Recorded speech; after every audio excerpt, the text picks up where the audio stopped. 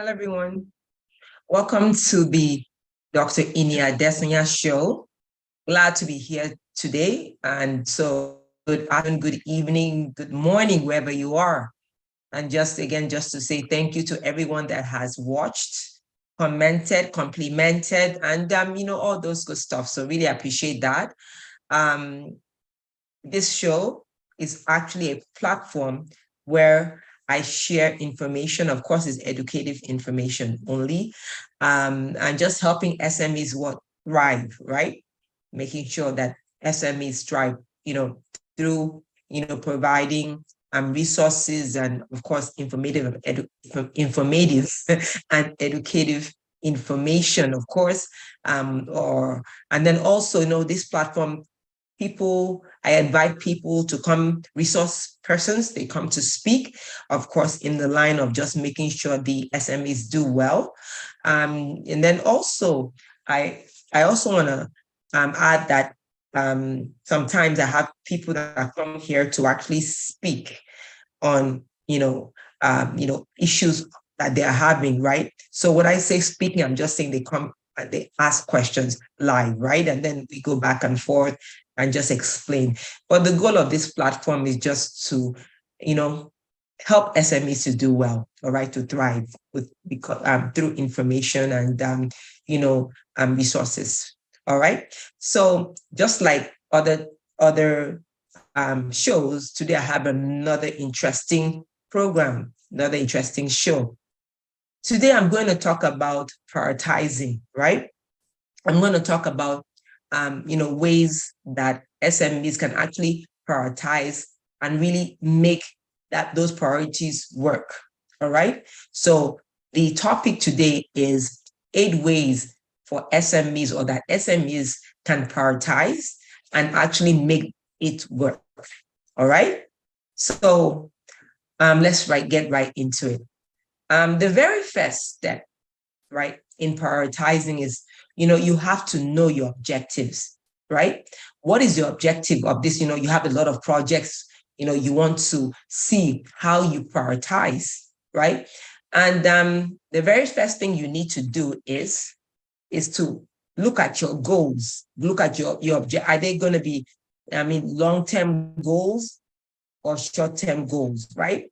For example, you might say, right, in the next 5 years, I want to do this. I want to achieve maybe 80% of increase in revenue. That might be one of your, future goals. Or you want to, now you have somebody that is supplying to you, right? So you want to get into that supply area so that you don't have to buy from that, maybe from the middleman. You go straight to the manufacturer, right? It just depends. What is it really that is your goal, right? What are your goals, right? And I know if you haven't watched this before, if you haven't watched my program before, I will suggest you go back and look at the way to actually put a goal forward. I always say SMART, right? I'm sure you've heard of SMART, but if you haven't heard of SMART, SMART is what the goal has to be, specific. That's the S for SMART. Measurable. That's the M for the word SMART. A, attainable. R, realistic. And T, timely. You have to have those goals, right? So looking at that, okay, that SMART, right, word, you have to look at it. Are those, long-term goals or short-term goals, right? So that it just depends on what you're looking at. So when you're prioritizing, you have to look at what kind of goals are you looking at, right? Because what you do, how you set up the projects for long-term goals definitely will be different from short-term goals. Short-term goals is immediate, right? Might want to, achieve, maybe get a very good market share, right? You're into the market, you're selling a product, right? You want to capture a market, right? Immediate capturing the market. What are you doing, right? Your goal would focus on what? Advertising, focus on getting yourself out there, right? So again, it just depends. So that's the first step, right? Is for you to set your goals, right? The second step is to ask yourself. I know I talked about the SMART part, but I'm going to draw some parts of the SMART as I talk about prioritizing. So, is this achievable? What you're looking at, right? You're trying to prioritize, right? And to make it work, right? Now, if you're looking at your goals and you're putting trying to prioritize how to achieve those goals, prioritizing how to do well, right? You have to really look into it as if it's not, is it achievable or is not achievable, right? Is it achievable or not achievable? For example, I strongly feel if you say I want to get 100% of a market share, I don't think that's achievable. So how do you prioritize when something is not achievable? So you have to really check and see if it's achievable. I know we tied it into the goals part of it, but I also want to stress as you're prioritizing, you find out, look at it, is it achievable? Now, I'm not going to give you a blanket analysis, because what is achievable for one industry might not be achievable for yours right now. Could be timing factor, could be all kinds of stuff, right? So the next step is the cost benefit analysis. I'm a numbers person. Of course, you know that. I'm all about, is it worth it?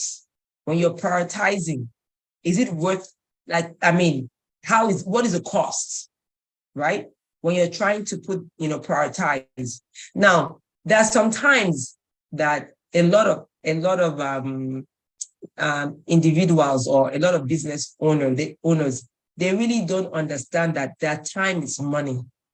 Their time is money. And so they might, this money is not, it's not the cost benefit analysis. The benefit is so great because it's good because I'm not really taking out so much money from my pockets for this, as I prioritize, prioritize projects. So in this case, this one is good because I'm putting this one on top of the pile, on the top of the list, because it doesn't really require me spending so much money. What about your time? What about your time, right?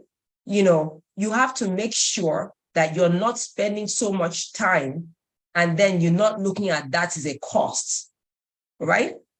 Okay. Now, let me give you an example, right? In my firm, right, I'm really into tech. I'm really a technical person, right?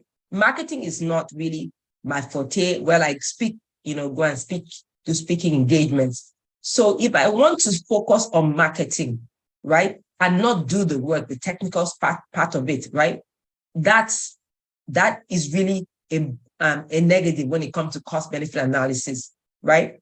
Of course, I have a team. I have people working with me that will do some of these things, but if I want to get engrossed in that, that's going to be a problem. The cost benefit analysis would be really a bad cost to me, because my job would, the speaking on to clients when it comes to consultation, analyzing the client's position, would actually, be an issue because I won't be there.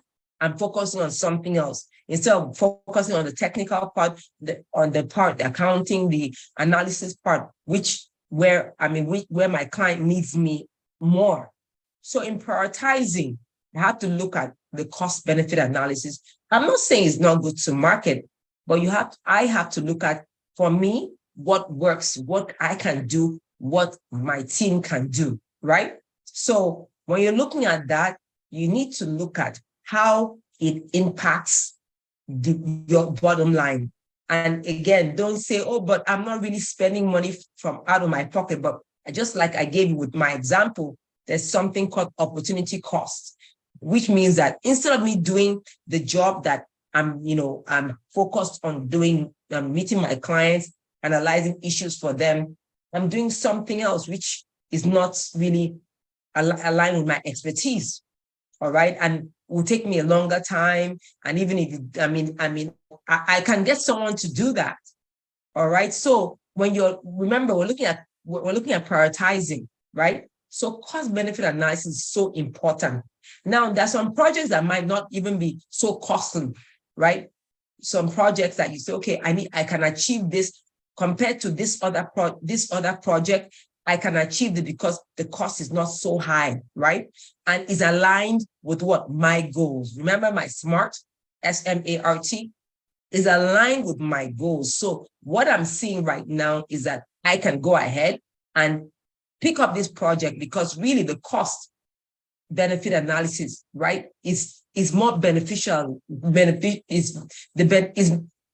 Is more beneficial, right, for me to go this way, and is really cost effective.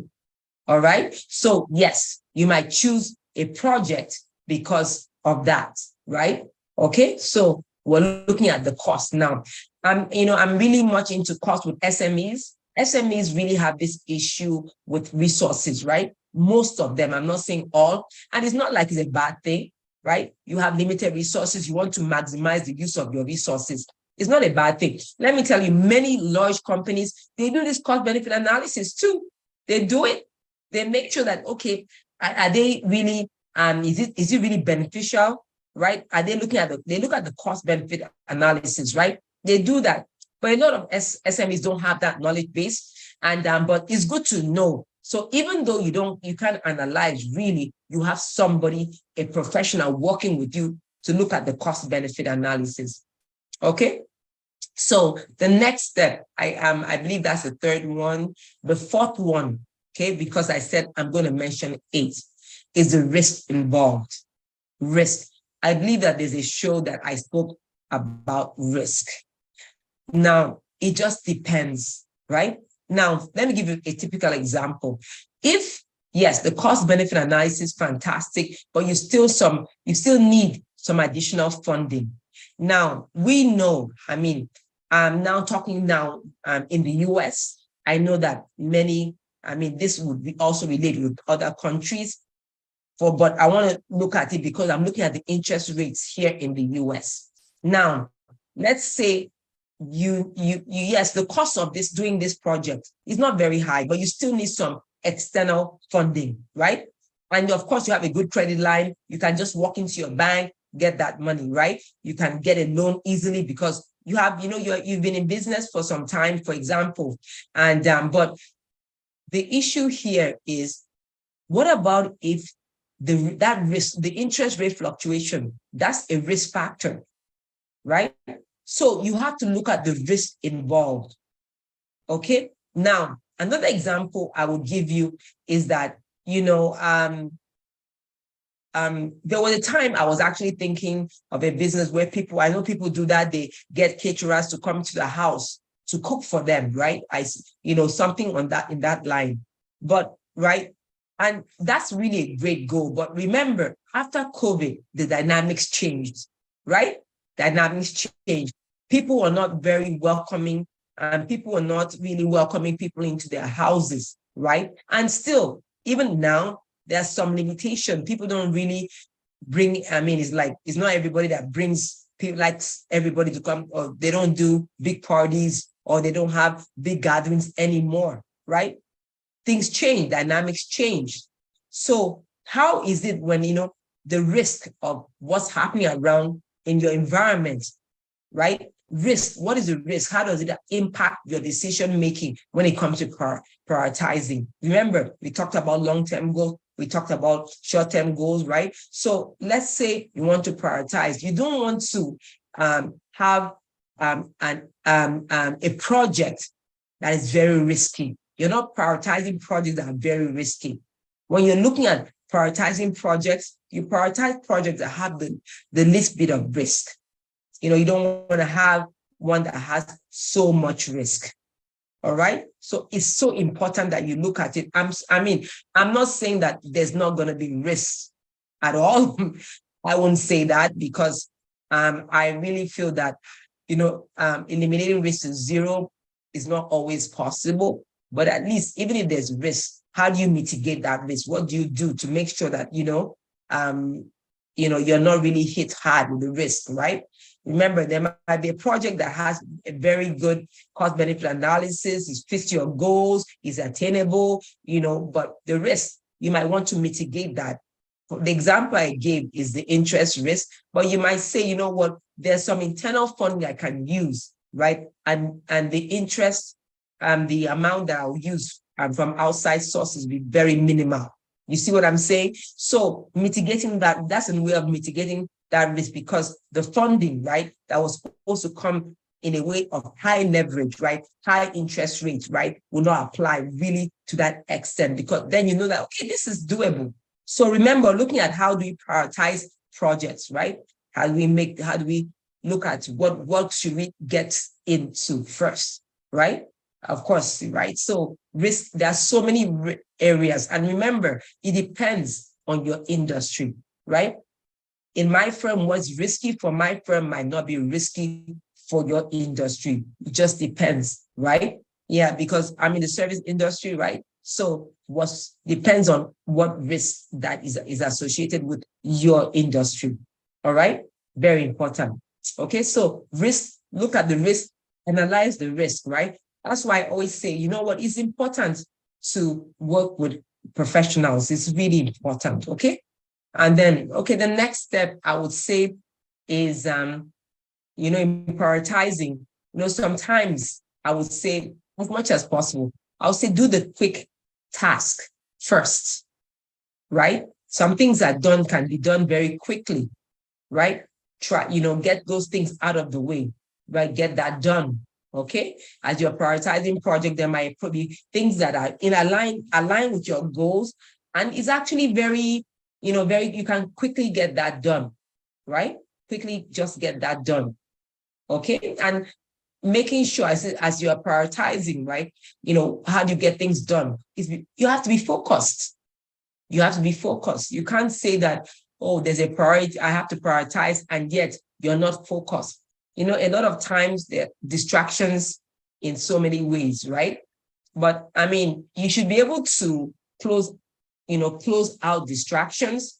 Sometimes when you have some projects that you need to focus and face, right? You need to maybe put off your phone, right? You need to be an environment where you can think, right? Be an environment where you can do things, right? There are sometimes you hear people, you know what, I don't want to be disturbed, right? So there are some times that you have to just allocate time.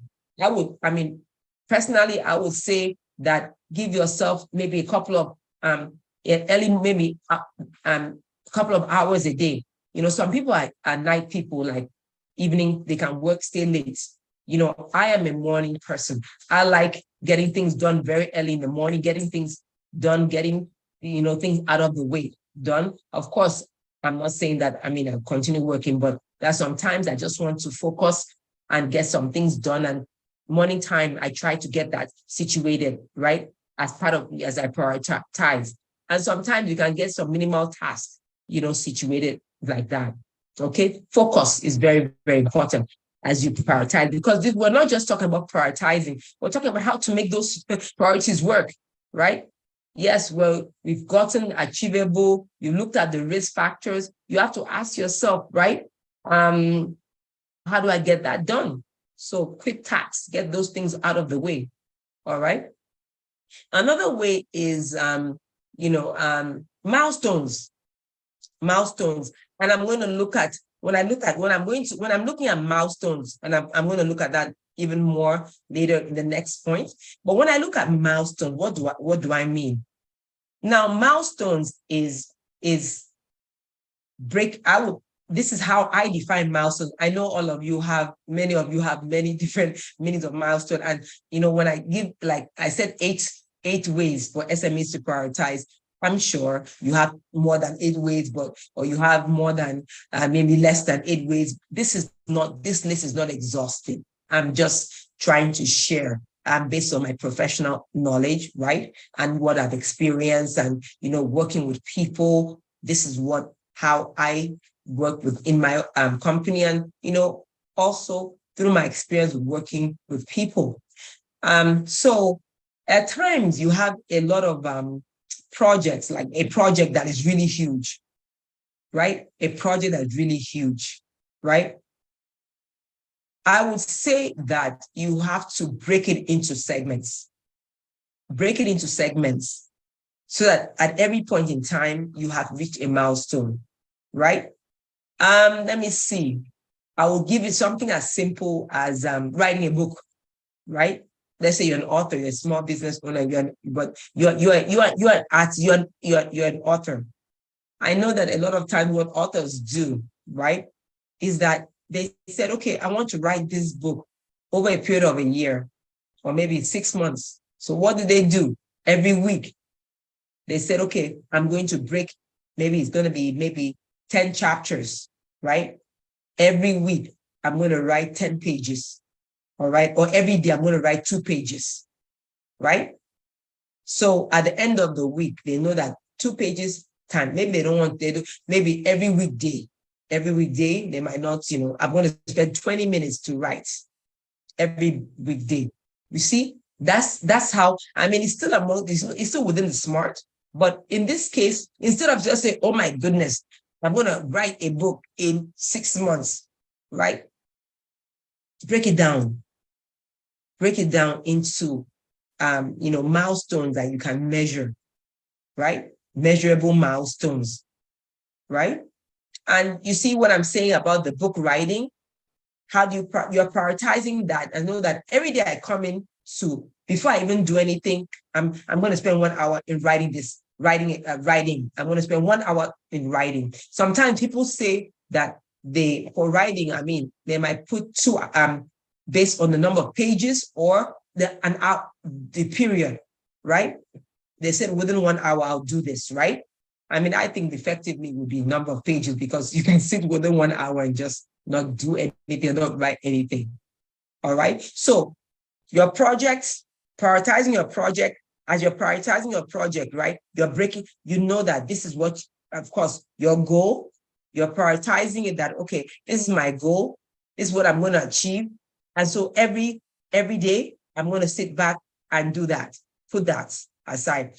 Personally, what actually encourages me is that I read about so many successful people. I like reading about them, how they do, what they, some of them, what they did in the back end. We see people doing very well in sports. You wonder, and then you hear some of their stories, right? Their project was to succeed in a competition. Some of their stories, and you say, oh my goodness. So that actually gingers me up to say, okay, let me prioritize. Let me make sure that as I prioritize, I'm able to put milestones, right?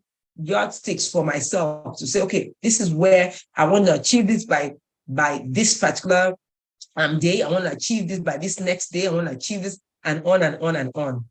All right. So make sure that you're breaking that big task into segments and then prioritize those segments, right?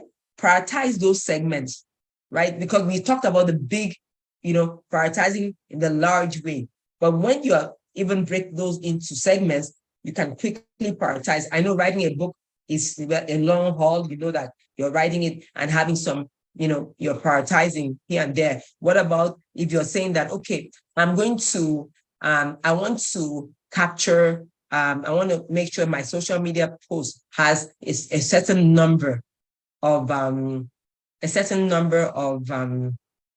media post has clicks or something like that. Yes. So how are you doing that? Are you creating a blog? Are you saying that, okay, this is my project. Because of that, I know that I'm going to get more customers. What am I doing to make that happen? All right. So those are the, I said about breaking that down, right? Are you saying that I'm going to make sure that I'm putting a blog out every morning or every other day, or I'm going to schedule it? Remember, we talked about organization. You can actually schedule your blogs for over a period of time. All right. So what are you actually doing? All right.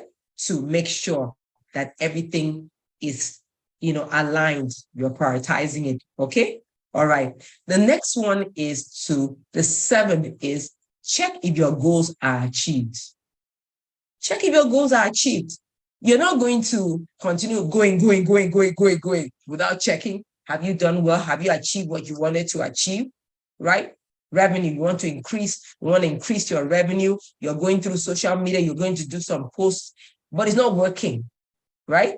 So what are you doing? Remember, you're prioritizing fixing that to be aligned with your goals, right? To be aligned with your goals.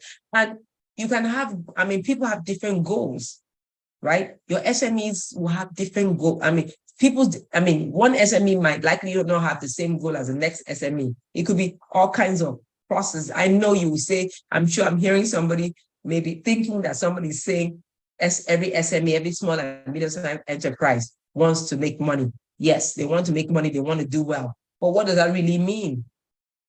I want to make a good profit. What does that really mean? Break that down into what? Milestones, into small tasks. What is it? How do you really make that profit? And prioritize how you're going to actually align with that profit. All right? So it's very, very important. All right? So we're not only talking about prioritizing, we're talking about how to also make it work, right? Now, the last step, the 8th step, is to ask for help if and when needed. Yes. Why am I saying that? Okay, let's say typically you did so well, your customer base has really increased, but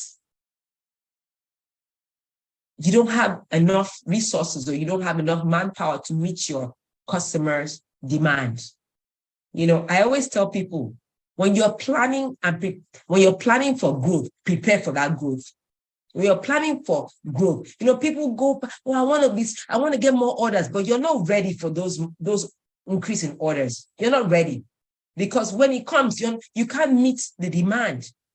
So before you even start, thinking of, oh, I'm going to get increase in customers, increase in clients. You're a small and medium-sized enterprise. You're going to get increase, all that good stuff, really good things. But if it cannot meet demand, that's a problem. It's a problem. Because let's say you did all the prioritization or, prioritized everything, or with a prioritization or prioritize. You did all those good things. You did all that.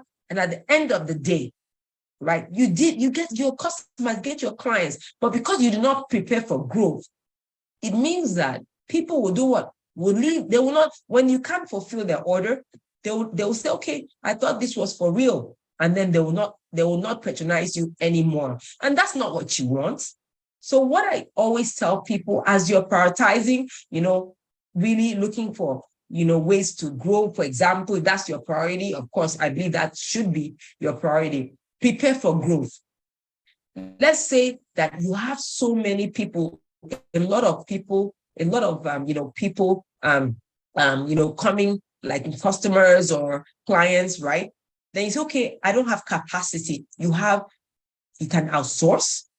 You have a standby team that you can use, right? So make sure you have somebody or a team like that, and don't wait for it to happen before you have those structures in place. I'm not saying you should bring on an outsourced team when you don't even have the customers. No, you do your research. When there's downtime, do your research. Remember, prioritizing these are your goals, long-term, short-term goals. One of them is what? To make sure that you're doing well, right? Now, what you need to do, prepare. Have somebody on the side. Have an outsourced team on the side that, could hit the ground running for you. That means to just pick up. Oh, you need some orders, you need this done, somebody can help you, or you need an extra hand here and there. You have some team members that also, even outsourced team that could actually, with a phone call, they can actually help your company, they can help your organization. So you want to make sure that you have external help as needed. All right. The goal, of course, of this platform is just to make sure that your SME thrives, right? And so as you're prioritizing, you have to make it work. You prioritize, you make it work. All right. Not just, as I said, go. You have to measure, find out, what's happening, right? And of course, timely. Your priorities should be when you're looking at projects. You can't take a project that is the cost is not costly because it's cost effective, but at the end of the day, what's happening? That project you're spending so much time in actually achieving the goals based on that project.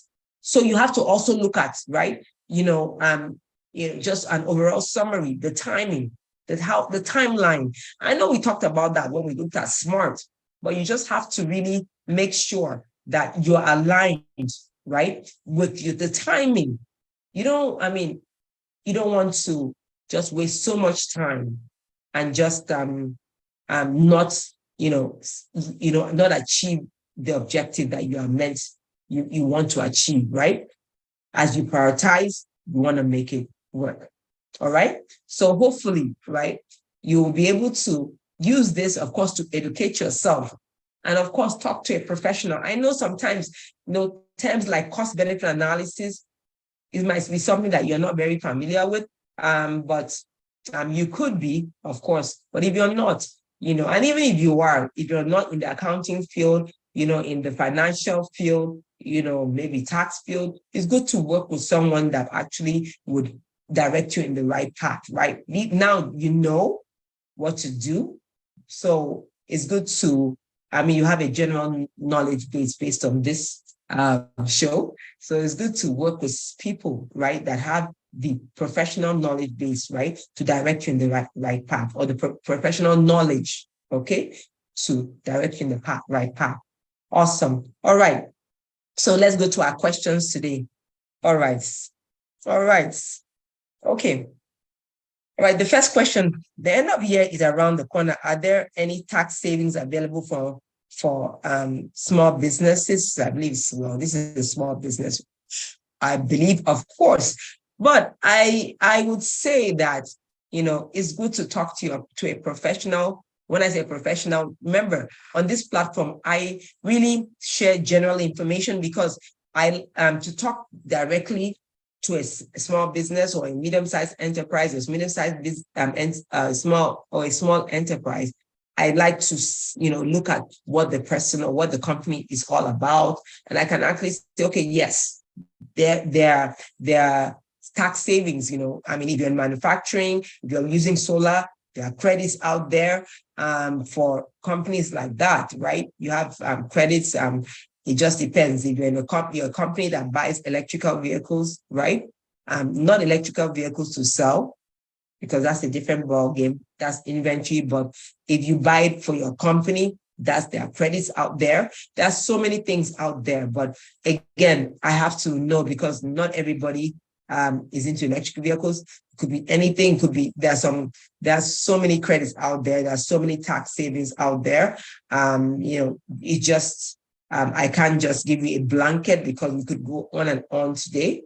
It's very important for you to talk to your tax practitioner, your attorney, your CPA, to actually sit down. For me, most of the time, this is what actually all the time, not most, all the time, towards the end of the year, all my retainer clients, I set up appointments with them so that I can go through what they have done in this year, 2023, just at least a month before the end of the year, so I can actually work with them and see ways where we can actually look at ways to really maximize our my clients' tax savings. All right. So it's very important for you to work with your CPA, your tax practitioner, to really find out how that aligns. All right. The next question is standard mileage better to claim than actual mileage? And this is in the United States, there's something called standard mileage and actual mileage. Or actually, I'm sure it's actual expenses that wants to, this is not, I'm sure it's actual expenses. Now, standard mileage actually is a rate that the government just came up with through research, and it's that rate incorporates, right? Gas, repairs and maintenance. A lot of people choose this because it's easier. A lot of people choose because it's easier to, the government already gives you a rate. The only thing that you have to justify the mileage, right? So standard mileage is a rate that the IRS gives you, just in case you're listening and you don't know what's the difference between standard and actual. So standard mileage is what the IRS gives you for your business, right? It gives you this rate. And for those that drive for business, this is the rate that is given, right? It's given for you to use as a deduction. Actual rate, which is not the mileage rate. Actual rate is actually the actual expenses you incur on your vehicle for business. Now, the question is, which is better? I would say run the two of them and find out what works best. Run the two of them, right? And if you have a problem with substantiating, that is, when I say substantiating, I'm talking about providing support.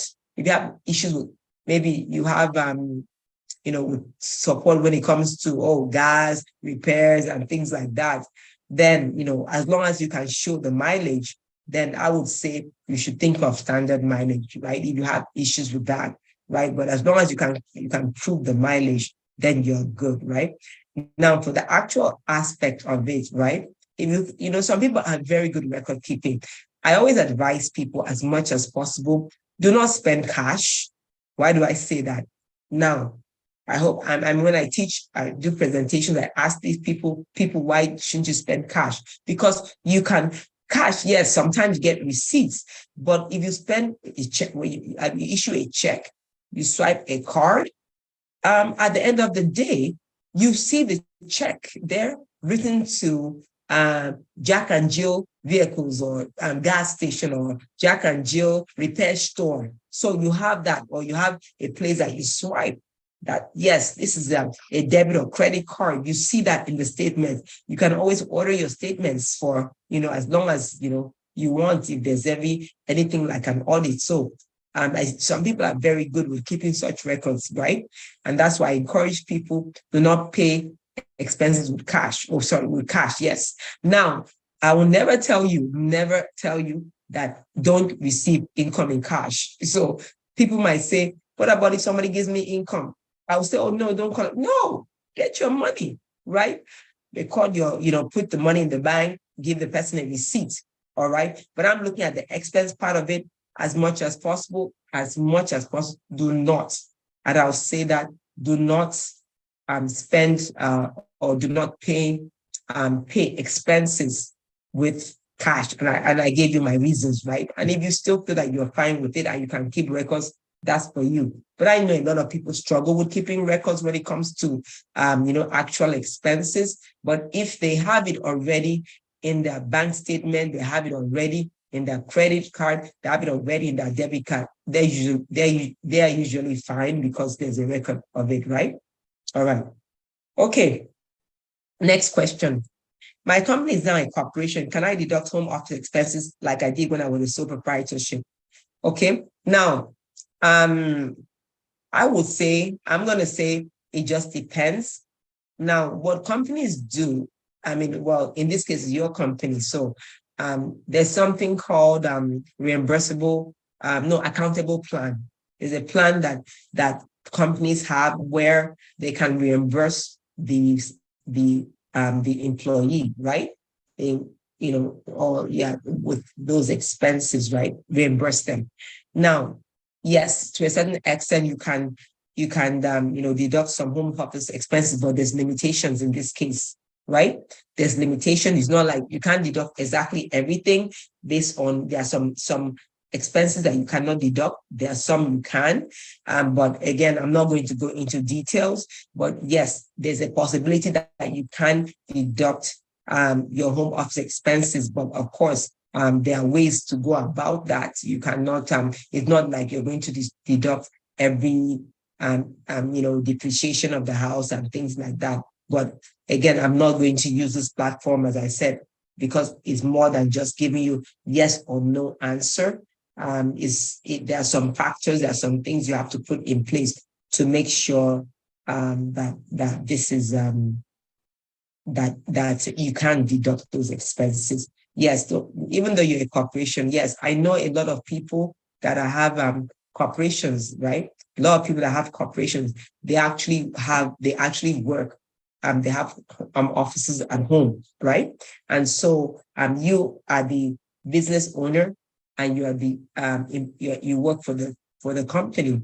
So to a certain extent, it just depends. And really, remember, as a corporation, it's not going to come. The corporation will deal with it on its tax return, right? And of course, you're going to get a K1. So you're not deducting the home office expense on your 1040 on your personal tax return, and I'm talking to people in the US here, the personal tax return, because the corporation should take note of that accountable plan, which I don't want to go into. I don't want to be too technical.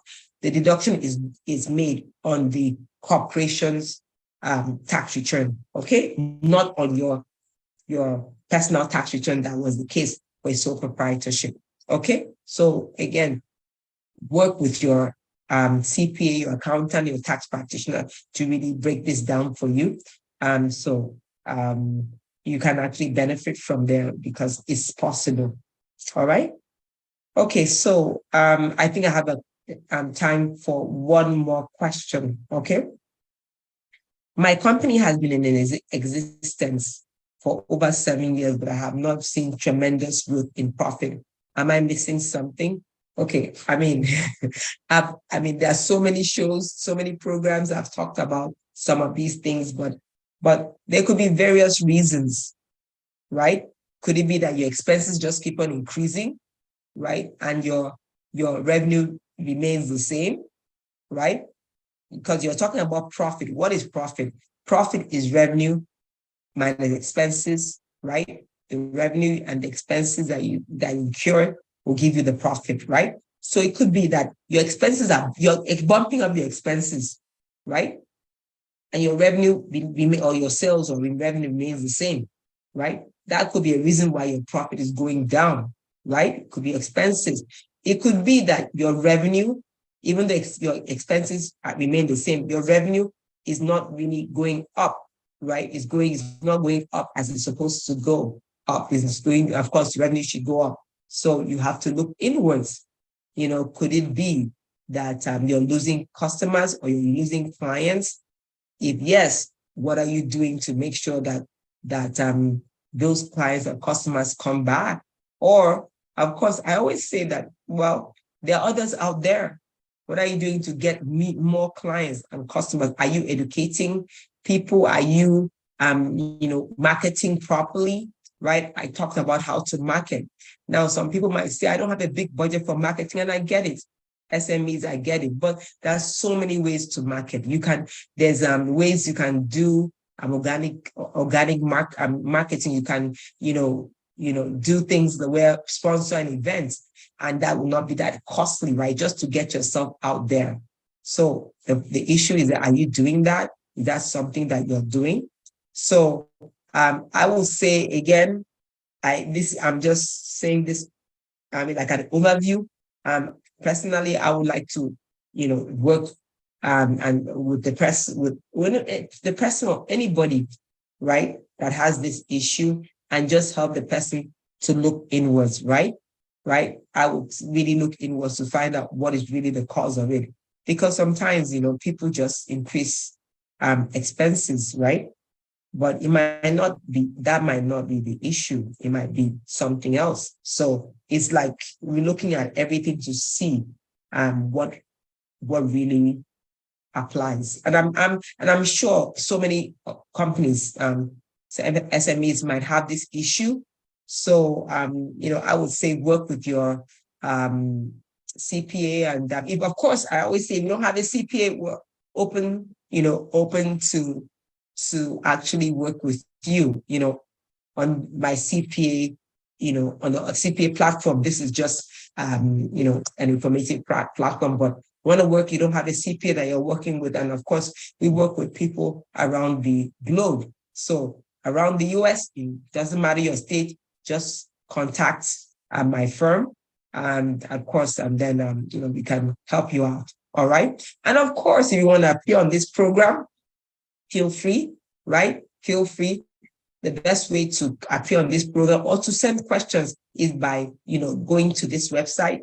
The website is there, the drinia.com. You see that .com. Just go to that website, and it will direct you how to go and be part of this program. All right, it's been a beautiful day. Wonderful being here. Hopefully, I've actually shared something to help you thrive, SMEs thrive. And of course, as I said, and I'll say this, I'll end by saying this, that to thrive, right, you have to be what? Intentional. All right. So